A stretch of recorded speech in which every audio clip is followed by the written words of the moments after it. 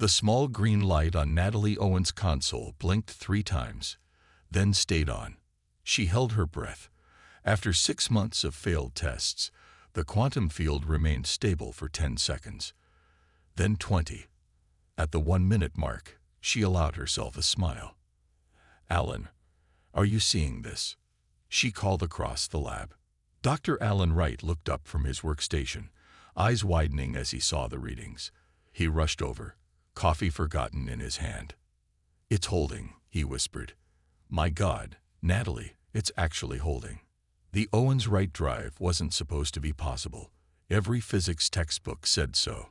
Yet here in this underground lab, funded by tech billionaire Greg Hudson's secret initiative, they had just broken the rules that had kept humanity bound to their solar system. "Record everything," Alan said, his voice shaking.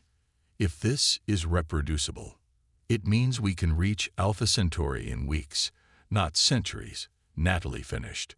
Neither scientist noticed the small anomaly at the edge of the solar system, where a sleek ship of unknown design slipped past Neptune's orbit.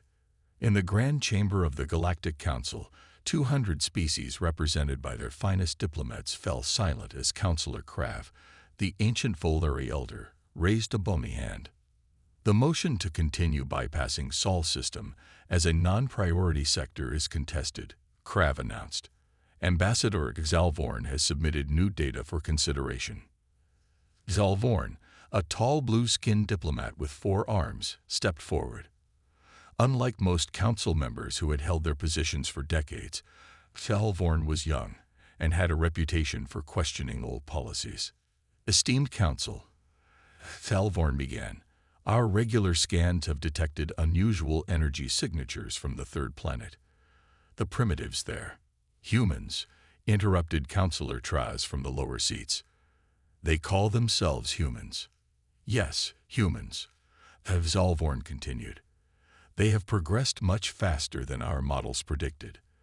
Their primitive radio signals have evolved into quantum communications in mere centuries. I request permission to conduct a closer study." Murmurs filled the chamber. Most races took thousands of years to develop such technologies. "The humans remain planet-bound," argued another counselor. "They pose no threat and have no value to the Council at present." Xalvorn displayed a hologram showing the solar system. Hundreds of small dots surrounded Earth, extending outward past Mars, Jupiter, and beyond. "These are artificial satellites and probes. Some have already left their solar system. They are not as planet-bound as we believed." After hours of debate, the Council granted Xalvorn permission to take a small scout ship to observe Earth more closely. Colonel Frank Blackwell stared at the radar screen, rubbing his tired eyes. The object had appeared suddenly, moving at impossible speeds before slowing near Mars. "Run the analysis again," he ordered. The young lieutenant nodded. "Sir, it's definitely not one of ours. Not Russian, not Chinese, not European. A meteor wouldn't change direction," Frank muttered. "Get me the Pentagon." Within hours, military bases worldwide went on high alert, though the public remained unaware. The object had stopped at the edge of Earth's orbit, seemingly watching. Greg Hudson poured 2 glasses of champagne in his private office 90 floors above Seattle. Outside the floor-to-ceiling windows, the night sky was clear, stars visible despite city lights. "To breaking the light-speed barrier," he said, handing a glass to Natalie. She took it, but didn't drink. "We haven't broken it yet. We've just found a way to bend space instead of moving through it." Alan accepted his glass with a grin. Always the scientist. "But if tomorrow's test works, we'll have a functioning prototype within a year." Greg looked out at the stars.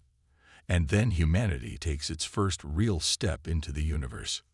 None of them knew that the universe had already turned its gaze toward Earth, and the Galactic Council's ambassador was preparing for first contact with a species they had ignored for far too long. Xalvorn's ship hovered above a military base in Nevada. After much debate, the ambassador had decided to contact Earth's military forces first. This was standard procedure for most worlds. Military leaders understood chain of command and could direct aliens to proper government channels. It was a mistake. The sleek blue ship appeared on radar screens at 300 hours. Colonel Frank Blackwell was awakened by frantic calls. By sunrise, the president had been informed. By noon, despite attempts at secrecy, rumors spread online. By evening, blurry photos of the alien craft appeared on news sites worldwide. People reacted with fear, wonder, and panic. Some fled cities. Others flocked to churches. Many stocked up on food and water. The stock market crashed. This is exactly why we follow first contact protocols, Exal Vorn muttered to his assistant as they watched Earth's news broadcasts. Primitives always panic. The ship remained in place, sending simple greeting messages in various human languages, requesting to speak with Earth's leaders. In Seattle, Greg Hudson called an emergency meeting with Natalie and Alan. His underground facility, 3 levels beneath his company headquarters, was now their safe house. The timing couldn't be worse, Greg said, pacing around the conference table. Or better, depending on how you look at it. Natalie tapped her tablet nervously. Our second test was successful. The drive works. We could build a prototype ship within months. But now there are actual aliens here, Alan added, with technology probably centuries beyond ours. Greg stopped pacing. That's why we need to accelerate our timeline. Whatever these aliens want, humanity needs options. I'm doubling our funding and team size. Can we trust new people with this? Natalie asked. We don't have a choice anymore. 3 days after the ship's appearance, a United Nations emergency session convened in New York. Representatives from all nations gathered to form a response team. They elected UN Secretary-General Diane Powell to speak for Earth. Powell stood on a platform in an open field, surrounded by security forces, as the alien ship landed. A tall blue figure with 4 arms emerged. I am Ambassador Exal Vorn of the Galactic Council, the alien said in perfect English. I bring greetings from 200 sentient species. Cameras broadcast the historic moment worldwide. Fear mixed with hope as humans realized they were not alone. 2 weeks later, the Galactic Council chamber buzzed with alarm discussions. Exal Vorn's preliminary report had caused uproar. These humans developed nuclear weapons while still fighting with primitive projectiles, said Councillor Traz. They went from basic flight to space travel in less than a century. Their history is filled with war, another counselor added. And now our scans detect unusual energy signatures consistent with experimental FTL research. Krav, the ancient Folari, raised his hand for silence. The question before us is simple. Do we follow standard procedure for newly discovered species? The vote was nearly unanimous. Earth would be quarantined, a standard precaution for emerging species, until they could be properly assessed and gradually introduced to galactic society. It might take decades, but that was nothing to species with lifespans of centuries. Natalie's hands trembled as she watched the news broadcast. The alien ambassador, speaking from the UN, had just announced the quarantine. For your own protection and development, Exal Vorn said smoothly, the Galactic Council has placed temporary restrictions on Earth's space activities beyond your moon. This is standard procedure for all new species. Council observer ships will arrive within 6 months. This quarantine typically lasts 20 to 50 of your years, while cultural exchange and technological assessment proceeds. The room behind her erupted in shouting. Greg slammed his fist on the table. Alan sat frozen in his chair. They're going to stop us from leaving, Natalie whispered. Greg's face hardened. No, they're going to try. That evening, construction began on humanity's first true starship in a secret facility beneath the Pacific Ocean. They had 6 months to finish it before the Watchers arrived. 6 months passed quickly. The Council quarantine ships arrived exactly on schedule, 12 massive vessels that positioned themselves at strategic points throughout the solar system. They were sleek, powerful, and clearly built for enforcement rather than diplomacy. On Earth, Humanity had not been idle. The underwater facility that Greg Hudson had built beneath the Pacific Ocean now housed over 3,000 workers. Engineers, scientists, and construction crews worked around the clock in rotating shifts. What had begun as a small research project had become the most important engineering feat in human history. The Owens-Wright drive had been perfected after 57 test runs. When the final test succeeded, Natalie had wept openly while Alan stared in disbelief at the results. What they had created defied conventional physics. It didn't just bend space. It folded it, creating shortcuts across vast distances. Now the first true interstellar vessel, named Pathfinder was being assembled in orbit. Hidden from casual observation on the far side of the moon, the ship grew piece by piece as shuttle crews made countless trips from Earth. "We're nearly there," Greg said, looking at the construction feeds in the command center. 3 more weeks until she's space-worthy." Natalie nodded, dark circles under her eyes from months of minimal sleep. "The drive is installed. We just need to finish the life support systems and habitat modules. And hope the Council doesn't spot it before we're ready," Alan added. The Council had noticed. "High Counselor, we've detected unusual activity behind the third planet's moon," reported a Zavarian officer on the lead quarantine vessel. Captain Drell, a veteran of many quarantine operations, frowned. "Magnify and analyze." The screen showed fragmented images of a construction project. Something large was taking shape, piece by piece. "It appears to be a vessel," the officer said. "Crude by our standards, but substantial." Drell's eyes narrowed. "Contact Ambassador Vorn immediately." Secretary General Diane Powell stood firm before the alien ambassador in her office at the UN headquarters. "The quarantine is non-negotiable." "We know you're building the ship. This violates the terms we established." Powell's expression remained calm. "Ambassador, with all due respect, Earth never agreed to your terms. You announced them. There's a difference. This is the standard protocol for all emerging species," Vorn insisted. "For your own protection." "We don't want your protection," Powell interrupted. "Humanity will not be restricted to its cradle by foreign powers, no matter how well-intentioned." Vorn's 4 hands gestured in frustration. "You don't understand the dangers of space. There are hostile species, cosmic phenomena your science cannot comprehend." "Then share your knowledge as equals," Powell suggested, "not as wardens to prisoners." "Impossible.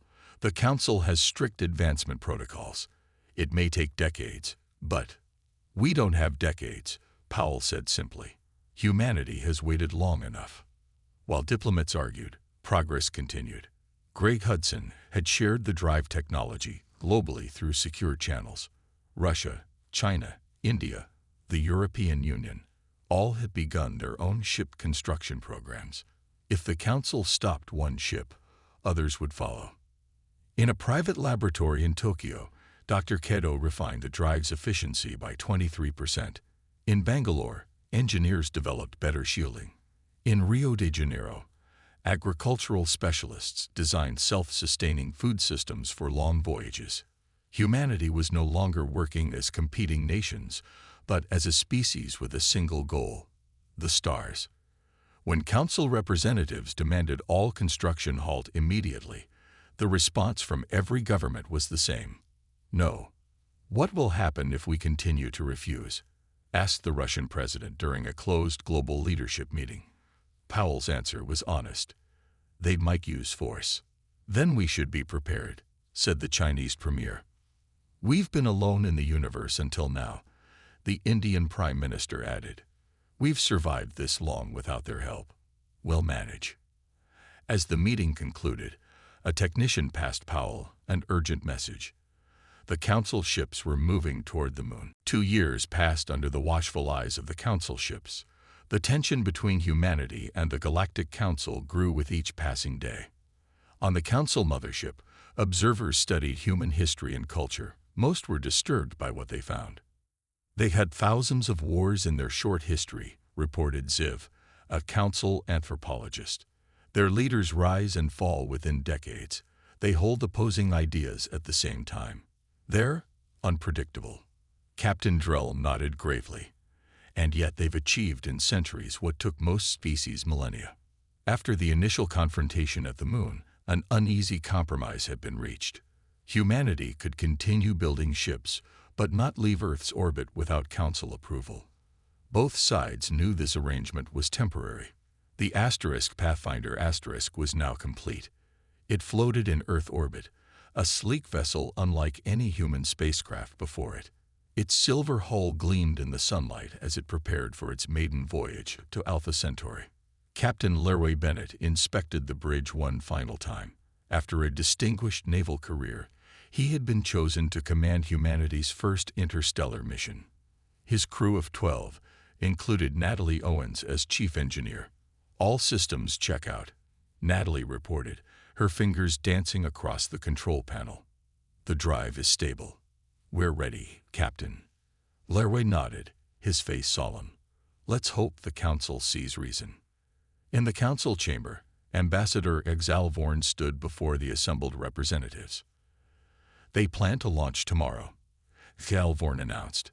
Despite our warnings, High Counselor Crab looked troubled. Have all diplomatic channels been exhausted? They refuse to wait even a decade, Exalvorn replied. They demand immediate recognition as a spacefaring species. Unacceptable, growled a Kintari delegate. The protocols exist for good reasons. All species must be evaluated before joining galactic society. Counselor Traz, who had studied humans more than most, raised a cautious voice. Perhaps we should consider their unique development path. No other species has advanced so quickly. That's precisely why they're dangerous, countered another delegate. They're impulsive, aggressive, and expansionist. After hours of debate, the council voted. The Pathfinder would not be permitted to leave. Captain Drull received his orders immediately. As dawn broke over North America, the Pathfinder powered up its systems. Launch control in Houston buzzed with nervous energy. Council ships are moving to intercept, reported a radar technician. Secretary General Powell, present for the historic launch, exchanged worried glances with Greg Hudson. They're going to block us physically, Greg said quietly. Powell nodded. We anticipated this. She pressed a button on her communication device. Implement Operation Firewall. Throughout Earth orbit, 36 vessels from various nations powered up. They had been built over the past 2 years, crude compared to council ships but numerous. The American vessel Liberty commanded by Captain Sandra Martinez, positioned itself between the approaching council ships and the Pathfinder *. This is Captain Martins of the Earth defense vessel Liberty *. She broadcast. The Pathfinder * is on a peaceful mission of exploration. Any attempt to interfere will be considered an act of aggression against humanity. The Council flagship responded immediately. Stand down. You are violating quarantine protocols. We never agreed to your protocols, Martins replied firmly. The standoff lasted 17 tense minutes. Then a council ship fired what was meant as a warning shot, a low-power energy pulse aimed near the Liberty *. A miscalculation. The pulse struck the Liberty's rear section, damaging its power core. 2 crew members died instantly. They fired on us. Martinez's voice cracked over the emergency channel. We have casualties. Within minutes, the remaining human ships moved into defensive formations. On Earth, military forces went to high alert. Every council representative on the planet was immediately surrounded by security forces. Secretary General Towell's face was ashen as she addressed an emergency UN session 2 hours later. Today, blood has been spilled, she said, her voice steadied despite her shock. The path to the stars will not be blocked. Humanity will remember this day. The emergency meeting of the Galactic Council stretched into its 3rd day. The central chamber, usually a place of calm deliberation, now echoed with raised voices and accusations. "This is unprecedented," shouted a representative from the Kintari worlds, firing upon an emerging species. Captain Drell stood before them, his posture rigid. It was a warning shot, a miscalculation of their vessel's shielding capabilities. "Two beings are dead," Counselor Traz stated flatly, "and we have severely misjudged these humans." The Council's monitoring systems displayed real-time images from Earth. What they saw alarmed even the oldest members. Humans weren't cowering in fear or preparing for war as expected. They were building. Construction facilities around the planet had shifted to full capacity. The images showed not just exploratory vessels, but massive ships taking shape, larger than anything humans had built before. High Counselor Krav called for silence. "We must reconsider our approach. Ambassador Exalvorn, your assessment." Exalvorn stepped forward, clearly troubled. "The humans react to restrictions not with compliance but with defiance. This is unusual. Most species seek the Council's approval and protection. They've lived their entire history without knowing of our existence," Traz noted. "They developed differently." A new alert flashed across the monitoring screens. Human engineers were examining debris from the Council weapon that had struck the Liberty *. "They're reverse engineering our technology," Captain Drell said, alarm evident in his voice. The Council chamber fell silent. Dr. Peter Jackson stood in the massive shipyard built into the side of a mountain in Colorado. Before him stretched the skeleton of what would become Earth's largest vessel yet. "The Diaspora Initiative is proceeding ahead of schedule," he told the assembled team leaders. "We've incorporated what we learned from the Council weapon debris. Our shields will be better." On screens around the room, similar projects appeared from shipyards in China, Russia, India, and a dozen other nations. Humanity was not building warships. They were building arcs.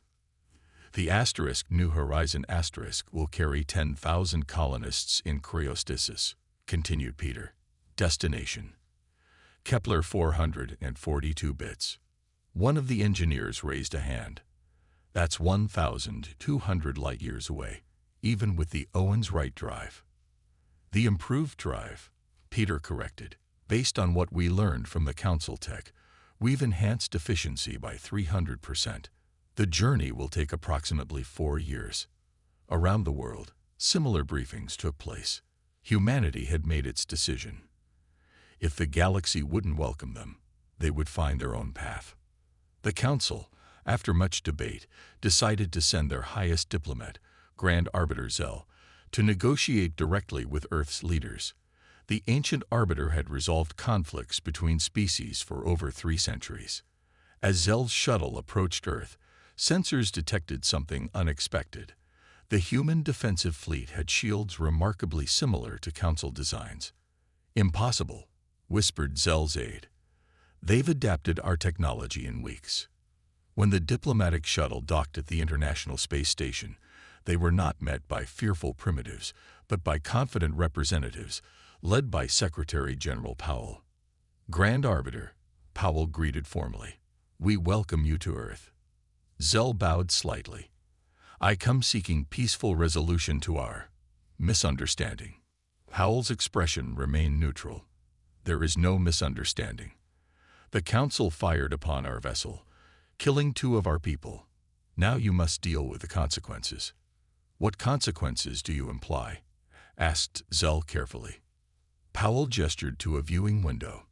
Outside, the Pathfinder moved into position, its engines glowing with energy unknown to Earth just 3 years earlier. "We're leaving," she said simply. "Not just the Pathfinder but humanity. 20 colony ships are preparing for departure to stars beyond Council space. This is not a negotiation. It is a courtesy notification." Zell's eyes widened. No species had ever simply left. They always sought Council membership, protection, technology. "The Council offers full membership," Zell said quickly. "Technology exchange, equal standing." Powell smiled thinly. 3 years ago, that offer would have been welcomed. Now, it comes too late. 1 month after Grand Arbiter Zell's failed negotiations, 20 massive human vessels gathered in Earth orbit. Each represented the combined efforts of multiple nations, a testament to how quickly humanity could unite when faced with a common purpose. The largest ship, the New Horizon Asterisk, gleamed in the sunlight as shuttles made final supply runs to its docking bays. At 1,100 meters long, it dwarfed anything humans had built before. Inside its massive hull, 10,000 colonists slept in cryostasis, ready for their journey to a promising exoplanet 17 light-years away. Captain Olivia Carpenter walked the main corridor of the New Horizon Asterisk one last time before departure. At 42, she had left behind a distinguished career in the Navy to lead humanity's most ambitious colony mission. Her footsteps echoed in the quiet ship, most systems running on minimal power until launch. "Final checks complete, Captain," reported her first officer, Keith Dawson, through her earpiece. "All systems green." Olivia touched the wall of the corridor gently. This ship would be her home for the next 3 years as they traveled to their new world. "Begin wake-up sequence for essential crew," she ordered. "Prepare for departure in 6 hours." On the Council observation vessel, Captain Drell watched the human fleet with a mixture of concern and fascination. "They're really doing it," he said quietly to Xal Vorn, who had come aboard to witness the event. 20 ships, 20 different destinations. Xal Vorn nodded solemnly. "The Council still doesn't understand.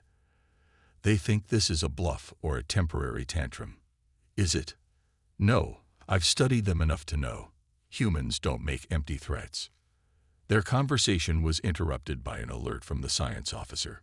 "Captain, we're detecting unusual energy readings from the human vessels.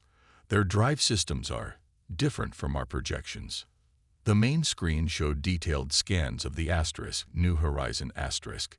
Its drive signature pulsed with patterns that made the Council scientists exchange worried glances. "That's impossible," one of them muttered. "They've not only replicated our technology, but improved upon it." Drell turned to Xal Vorn. "How?" "In mere months. Desperation. Determination. Fear." Xal Vorn shrugged his 4 shoulders. "Pick one. Or perhaps it's simply that we've underestimated them from the beginning." On Earth, in a secured conference room deep beneath Geneva, Professor William Carter prepared for one final communication with the Council. As Earth's chief negotiator, he had spent countless hours trying to bridge the gap between human ambition and Council caution. The holographic projector hummed to life, displaying the imposing figure of High Counselor Krav. "Professor Carter," Krav began, "the Council has reconvened and wishes to present a final offer before your species takes this drastic action." William nodded politely but said nothing. "Full membership in the Galactic Council," Krav continued. "Immediate technology exchange programs. Unrestricted travel rights within Council space. All we ask is that human expansion proceeds under Council oversight to ensure peaceful integration with existing species." William smiled slightly. "High Counselor, I appreciate the offer. 3 years ago, we would have embraced it with open arms. But recent events have demonstrated that we're better off charting our own course. You risk encountering hostile species without Council protection," Krav warned. "We've faced hostility already," William replied calmly. "From those who claim to protect us." The conversation ended shortly after. William sent a simple message to Secretary General Powell. "It's time." The New Horizon Asterisk activated its drive first. The massive ship glowed with blue energy as space itself seemed to fold around it. Council scientists watched in horror and fascination. The humans had indeed improved the technology, achieving speeds that even Council ships could not match. One by one, the 20 vessels disappeared into the depths of space, each heading to a different star. Not as refugees fleeing a hostile galaxy, but as explorers embracing a universe of possibilities. The exodus had begun. 100 years passed since humanity's great exodus. The galaxy had changed in ways the Galactic Council never anticipated. The Grand Council Chamber, with its soaring arches and ancient symbols, hosted an unprecedented session. Representatives from 200 species sat in their traditional places, but all eyes were fixed on the new addition to their ranks. Ambassador Eric Freeman stood tall at the speaker's podium. His blue uniform, adorned with the emblem of a stylized Earth surrounded by stars, represented not just one planet, but 63 worlds that now formed the Terran Confederation. "The Council has called this session to formalize relations between our civilizations," announced High Counselor Vela, descendant of the Krav who had once voted to quarantine Earth. The room fell silent as Eric reviewed the treaty displayed before him. The document, painstakingly negotiated over 2 decades, proposed mutual recognition and non-interference between the Council and the rapidly expanding human territories. Eric smiled slightly. In just a century, humans had spread farther and faster than any species in Council history. They had claimed regions of space the Council had deemed uninhabitable, developing technologies to terraform worlds others had written off as useless. The Terran Confederation accepts the Council's proposal for peaceful coexistence, Eric finally said. His voice carried easily through the chamber. "Though we find it interesting that after a century, we're finally considered worthy of diplomatic relations." Several Council members shifted uncomfortably. The history of first contact was not a proud chapter for either side. "Relations between our peoples began, imperfectly," admitted Councillor Traz, now ancient even by his species' standards. "Mistakes were made." "Indeed," agreed Eric. "But perhaps those mistakes were necessary. They forced humanity to stand on its own, to forge its own path among the stars." He activated a small device on his wrist. A hologram appeared in the center of the chamber, showing hundreds of human ships positioned at the edge of Council space. The assembled representatives gasped. "This is not a threat," Eric clarified quickly. "Merely a demonstration of how far we've come since you tried to keep us in our cradle." The hologram zoomed in on one of the ships. It was enormous, easily twice the size of the largest Council vessel. Its design was unlike anything in the Council fleet, more organic, more fluid in its lines. "The Unity Asterisk," Eric explained. "Our newest exploration vessel. It carries representatives from 30 human worlds and can sustain a crew of 5,000 for decades without resupply. Its drive system allows it to reach the Andromeda Galaxy within 15 years. Murmurs spread through the chamber. Such technology was beyond even Council capabilities. Councillor Vela leaned forward. "Ambassador Freeman, the Council recognizes that our initial assessment of humanity was flawed. Your species has accomplished in a century what most take millennia to achieve." Eric nodded in acknowledgement. "You had your chance to welcome us as equals," he said, his tone not unkind but matter-of-fact. "Now we're offering you the same courtesy. Not as supplicants seeking admission to your Council, but as partners in the exploration of a universe vast enough for all of us." The treaty was signed that day, not as the Council had originally envisioned, bringing a young species under their guidance, but as equals acknowledging each other's sovereignty and strength. As Eric returned to his ship after the ceremony, he gazed out at the stars. Humanity had not just survived, it had thrived. The Council's attempt to contain them had only spurred them to greater achievements. A message waited from the newest human colony, established on a world once deemed too harsh for settlement. The colony's first children had been born, the first generation of humans who would never know Earth except in history books. The message was simple. The stars welcome us. The Galactic Council had been too tardy to fix their mistake, and humanity was grateful for it.